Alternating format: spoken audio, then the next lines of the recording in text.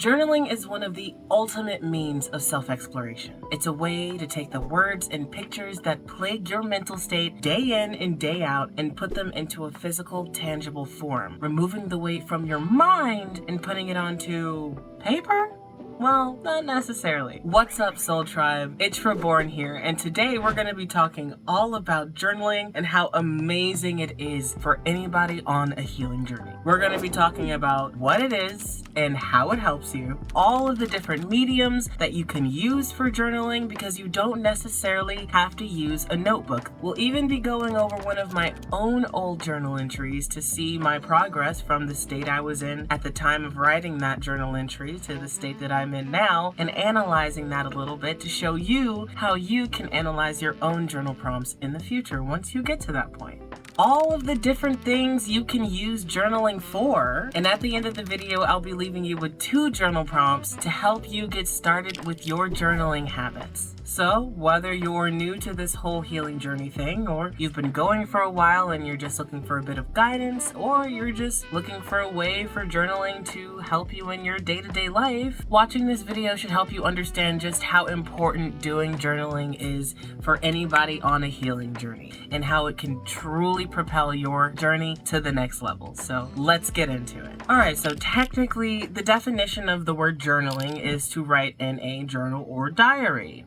Fair. However, I want to challenge your perception of that. Think of journaling more as like giving your subconscious mind a voice, allowing it a way to speak to you through the intuitive motions of writing or speaking. Journaling is using whichever of the methods we'll be talking about later that you prefer to track your life and your thoughts throughout your healing journey, putting them into a physical, tangible form, removing the weight from your mind and your body, and put it onto something else so that that may carry the weight instead. Now, one of the best advantages of this is it gives you a way to track how you are doing mentally from day to day, giving you something to look back to when you need reference to how you've been doing towards your goals or changing your habits. It can keep you organized when you have a lot of information coming at you when going through a healing journey, because going through a healing journey means that you are learning things constantly about yourself, about how you perceive the world, and about how your actions are being dictated by how you perceive the world. And you'll be learning methods and needing ways to reference things that you've already dug into before so that you don't have to keep working on the same thing over and over again. And while sometimes that may be necessary, we don't always want to keep trying to re-heal old wounds. So now, even beyond just being organized with journaling, it is literally a way to expel the energy from your body. It is a form of energy work because it is an active way to get what is trapped within out. Now, of course, you can invest your time and money into a traditional journal. I have many, but you don't necessarily have to dedicate your journaling practice to a traditional journal. There are many different mediums that you can use to do your journaling practice. Now, one of those primary mediums, if not the primary medium, is going to be that traditional style journal. A simple pencil and paper, though the pencil and paper can change depending on your personal journaling style. Things like simple lined journals, composition notebooks, and college ruled 5-subject notebooks are completely acceptable for any journaling practice. You don't have to use anything fancy or special. You can even use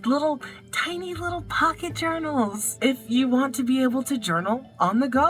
Or you just prefer something that's your tiny. Now, if you're looking for something a little bit more aesthetically pleasing, you could be looking for something like a bullet journal. These are the journals with the dots on each page instead of the lines. Things that are more commonly used for organization style journals. If you look up planner on Pinterest, guarantee you will see tons and tons and tons of different spreads that you can use as inspiration for your own organization style bullet journal, planner, whatever. Now, of course, I keep saying planner, but that doesn't mean that the bullet journals can only be used for planners. They are wonderful for things like mood trackers, water trackers, exercise trackers, food trackers, whatever. And then there is your traditional sketchbook, things with nothing on the page. A blank, clean canvas, great for junk journaling and keepsake journaling, big open space for you to create to your heart's desire. Also great for sketches or thumbnails and works of art. Obviously, it's a sketchbook. You can do what you want. I mean, really, you could do what you want in lined and bullet notebooks too, but unobstructed. While your lined notebooks are going to be great for your venting and your diary work, and your bullet journals are going to be great for your organization, your sketchbooks will be great for your keepsake journaling. You don't necessarily have to utilize a traditional journal to do any of these things, except for the physical keepsake journaling. You're probably going to need an actual book for that. But if your primary focus with your journaling practice is organization, manifestation, scripting, you can definitely use a digital journal to do these things. Now, of course, that means utilizing something like your cell phone or your tablet or your PC or laptop or whatever you prefer or you carry around every day to organize and keep and maintain and enter in all of your journal entries. Personally, for organization and even for daily life tracking and habit tracking, use Notion. I swear by Notion. Notion has kept me organized through so many different stages of the video making process and my own business outside of YouTube, my music career. It has kept me on track with so many different things. And what's great with Notion is it is so customizable. Great for research, great for organizing chaotic thoughts, great for journal entries and typing and getting it out of your system. I will say though, Notion does have a little bit of a learning curve. So if you're a little bit on the techie side, or you're willing to put in a little bit of time to learn how to get the most out of Notion, then Notion would be a great option for you. Now, if you don't necessarily want to commit to something that requires a keyboard, then you can try something like GoodNotes or a similar physical writing app like it. I absolutely love GoodNotes because you can import documents in PDFs, you can organize vision boards, you can use any different paper format under the sun, and you can make tons of different journals and notebooks for tons of different uses. I will say though, GoodNotes is only available on iOS or Android tablet and Chromebooks. There's that. But if you know another app like GoodNotes that is compatible with Android phones, then please share. We would love to hear what you have to say about that in the comments. Now, you don't even necessarily have to do anything fancy or use anything fancy. You could just use the Notes app on your phone. You could just use the Notes app on your PC. You don't have to use some fancy software in order to get your thoughts out of your mind and into a different form. Now, in the event that you don't even want to type, you don't want to write, you don't want none of those words, none of that, video logs and audio logs are your friend here. While that's going to cut out the options of keepsake journaling and junk journaling, it's like a podcast all for you. Made for you, listened to by you, needed for you. It completely takes the pressure off of needing to write something down. It allows you to just rant, to just vent, to just let it out. It allows you to talk yourself through situations, through things that have happened, through the emotions that you're feeling even in the moment. It doesn't even have to be a past experience that you're talking about. If and when you're comfortable, and you don't have to do this, this is optional, you can use those logs as a means of helping motivate others to heal and to grow, just like you are doing right now by watching this video, or I'm doing right now by sharing this video. Funny how that works. You need to do this frequently. Journaling, while tedious at first, can become a habit very quickly if you allow it to become a habit quickly. You are going to feel resistance to it at first. That is natural. That is normal. You feel resistance to new things at first all the time. It is challenging your brain to do something that is good for you. It's like eating your veggies. Do this at your pace. Do this when you feel necessary. Do it when you feel called to. But I do encourage you to make a frequent habit of this. You are doing this for yourself to grow and to improve and to heal. And if you don't give yourself space to express and to release, that's going to make the healing process a lot harder. So I encourage you, catch up with yourself at least once a week. You can do more if you feel called to. You can do less if you feel like it's too frequent, or you can do it simply when you feel called to do it. Even more, even better. Daily. Wow. Oh my gosh, gold stars everywhere for you. Wow. But if this is your means of self-reflection and your means of release and your means of processing, it should be done frequently.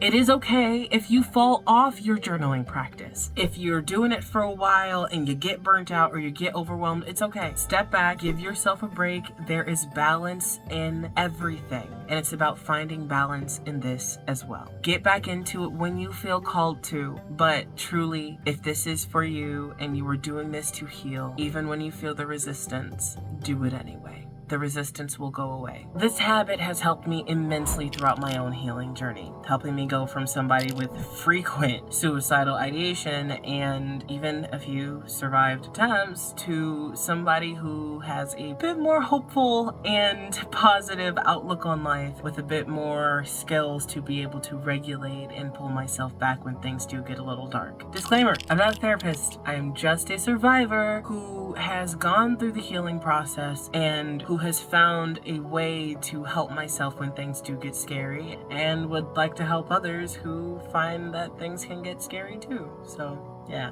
not a therapist. Okay. Now, my old journal entry reads, yesterday was really rough. Had a meltdown. Shut down all day. Was really feeling like an asshole and self-deprecating. Today, I woke up with a new sense of understanding. Watched a couple videos to help with the indecision and with YouTube, and now I just gotta get through the anxiety of actually doing it. Don't forget everything you've put into improving and how much improvement you've made just because of one bad day. I got overwhelmed looking for answers and got caught up with disappointing my guides when I know they don't harbor such expectations. Now let's break it down and see just how things have changed and how my understanding has changed since July 3rd of 2022. Starting with line number 1. Yesterday was really rough. Had a meltdown. Shut down all day. Was really feeling like an asshole and self-deprecating. My understanding of this line is I had a lot of self-loathing and self-hatred problems back then. I had a hard time understanding that sometimes I'm not going to feel okay. And if I expect myself to feel okay every second of the day, that's only going to put pressure on myself when I don't feel okay. And that's going to build resentment the more that happens. And it's going to be more likely that I won't feel okay. Line 2. Today I woke up with a new sense of understanding, watched a couple videos to help with the indecision, and with YouTube. Now I just gotta get through the anxiety of actually doing it. Well, here we are on YouTube. Hello, person watching my video. Welcome, and thanks for watching this far and even listening to my story, because I have managed to get through the anxiety and have found ways to regulate myself when I am too anxious to film, and have managed to get myself to this point to where I'm able to share information that potentially could save lives. You never know. Next line. Arguably the absolutely most important line in this entire journal entry. If you listen to nothing else, please listen to and absorb this. Don't forget everything you've put into improving and how much improvement you've made just because of one bad day. Please understand. There will be days where things are hard, and there will be days where it feels like you can't fight enough. If you're somebody who deals with anxiety and depression, even by watching this video, you are doing what you need to do to help achieve a more balanced and more peaceful life for yourself. And that is so much more than so many other people do. So congratulate yourself and be grateful for yourself for even wanting that for yourself, because you deserve that. And you don't have to search for that from anybody else. You can thank yourself, and you can appreciate yourself, and you can be grateful for yourself for even striving to love yourself more. And one bad day, one day where things are lower than others, one day where the highs have crashed, understand that you can always heal, and you can always do better, and you can always truly strive for better. Last line. I got overwhelmed looking for answers and got caught up with disappointing my guides when I know they don't harbor such expectations. I am a firm believer in spirit guides and source and spirit and having a spiritual experience. I have seen too much to not believe, and I have experienced too much to not believe. When I am looking for clarity outside of myself and I am searching for answers outside of myself, I get overwhelmed with trying to ensure that I am interpreting those signs correctly. And oftentimes you can place mental biases on the answers that you are receiving, especially when those answers aren't the answers that you want, which, in my personal opinion, if you get an answer and it's not the answer you want, that's your answer right there, but that's a whole other conversation. There are no wrong turns in a healing journey. There will be days where you go backwards, and there will be days where you go forwards. But there are no wrong turns. And that is something that I had to learn and understand, especially in the slew of angel numbers and feathers and so many other signs that I would get from my guides when I was asking for answers. And eventually, those signs led me here to you, person watching my video. So thank you for taking time to watch my video. And if you enjoy it, I hope that you'll take the time to subscribe to my channel so that you can watch more of my videos in the future. Now I am able to regulate my anxiety. I am able to give myself time to rest when I am in those depressive states, and I'm able to push myself to reach for the goals that I have been dreaming for, like making this YouTube channel. So the shadow work and the journaling and the practices are effective. And the more you do them for yourself, the more you do them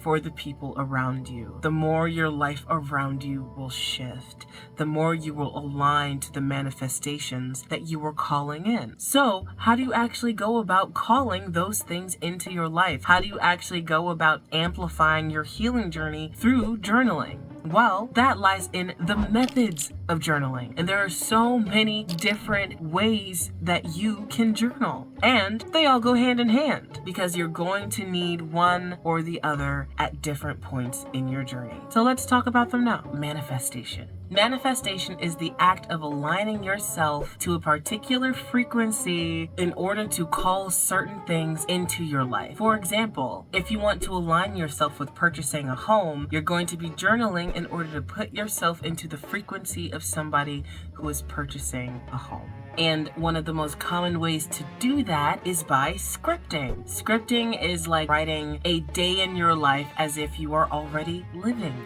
that day in your life. Say you've already purchased the home and you're driving back from your new job and you're in your new car and you drive up to a restaurant that you really like to grab lunch on the way to your home to pull up to your nice long driveway up to that beautiful home that you imagine. But of course, in much further detail than that. That is scripting. You can see the things that you need to do to align yourself to those goals to bring those manifestations into your life. Next up is organization. With you scripting, you're going to be aligning yourself to those frequencies, but there are still actions that you need to take to hold yourself accountable to get to the point of being able to call those things in. And that's where organization will come in. Most commonly, organization style journals are like Excel sheets and these aesthetically pleasing planners that you'll find on TikTok and Pinterest. But they don't have to be quite that complicated. They can be as simple as to-do lists, manifestation bingo cards, things that you can look at to keep yourself accountable. It's also a great way to keep your vision boards in line and keep mental organization to ensure that you're not veering off this way or veering off that way too much. You can keep yourself on track with where you want to go. Now, of course, to know where you want to go, you need to think a few things up, and that's where brainstorming and mind dumping comes in, to see what your stream of consciousness is truly saying. Now, this literally can be a collection of random thoughts. There doesn't have to be any rhyme or reason to this type of journaling because it is just your stream of consciousness. It is just to see where your mind naturally leads to. You can find the patterns that your mental state tends to take, whether that is towards a more positive mindset or towards a more negative mindset. And understanding this can allow you to veer into the direction that you would prefer to go. Now, when things get a little rocky in your healing journey, because inevitably they will as you're healing and you're digging at things, it is good to have something hopeful and something very feel good to be able to look back to. And that's where keepsake journaling comes in. Now, this is going to include your scrapbooking, your junk journaling, a very creative and free form medium. Of course, the intent of this, especially for on a healing journey, is to have something that brings you joy whenever you look at it in those times of hardship or heartache where things are a little bit heavier than you're able to take in the moment. In those times where you find it difficult to lean into hope and lean into positivity, you can look back at your keepsake journal and it can remind you of the times that do feel good, of the times that you were able to look forward to and you now have pleasant memories of. It doesn't necessarily even have to be a particular event or thing that's happened with other people. It can be small things that you experience all on your own. People glue things into their junk journal all the time. People glue photos, they glue textiles, they take particular scraps from magazines and make collages in order to create things that bring this sense of security within themselves. Now, that keepsake journal isn't always gonna do the trick. Of course, it's great to have something wonderful to look at to bring your spirits up, but it's also good to have something to vent into, and that is doing venting and diary work. You have this well up of energy within yourself, and you just need to get it out. So you take a pen or you press record or whatever, and you just go at it. You're just going to get the energy out of your body because sometimes you just need somebody or something to talk to. And sometimes you can't talk about those things with somebody else. So allowing yourself to put those things on a page will bring the weight off of you and put it onto something else. The next point, shadow work journaling. As somebody who is still going through their own healing journey, it is absolutely imperative that you take time to do shadow work, whether that is through journaling or through any other medium of shadow work that you feel will work for you best. Journaling is one of those things with shadow work that it feels inevitable. You are going to end up journaling in one way or another when it comes to doing shadow work. Now, shadow work is digging into the deeper parts of yourself that you hide from the world, that you find uncomfortable, or the parts that you use as a mask to hide the true parts of yourself. Now, I'll be leaving you all with your journal prompts of the week. Prompt number 1, how does resistance usually show up for you when you're learning something new? Number 2, what areas of your life are you looking to improve by committing to your healing journey and your journaling practice? You can either leave your answers in the comments below, or you can utilize your own journal